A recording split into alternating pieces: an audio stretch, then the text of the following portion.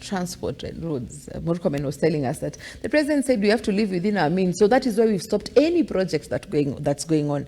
So sadly is that they're using money to do things that are not adding value to Kenyans. I always say that Michelle Obama never had a budget as a first lady, but her impact was felt in the whole world.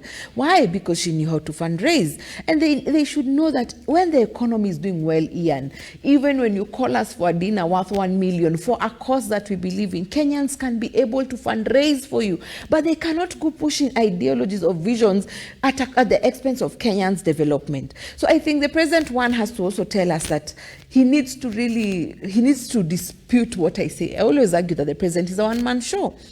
Does he want to tell us that in the whole country, in the whole, diplomatic and the high commissions we have, is he the only one who can perform? There are so many people out there. So I think I need to tell him to just have his hands off, let people think, let people be creative, instead of being a one-man show trying to control everything. Because now when he's going for the trips, we are not seeing impact. Number two, investors want to know two things.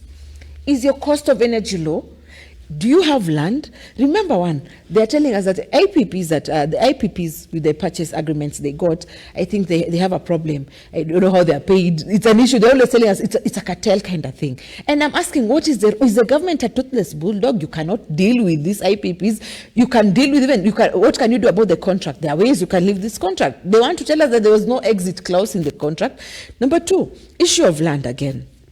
In some countries, a company wants to invest there, you're given land by the government. So the cost of buying land is lifted away from you. So you just focus on building your industry and setting up the company. Sadly, in Kenya, you have to buy land, you have to set up, you have to give kickbacks. Why did Dangote go away? Because when he came here, the cost of even the transaction was high. So I'll tell the president one thing.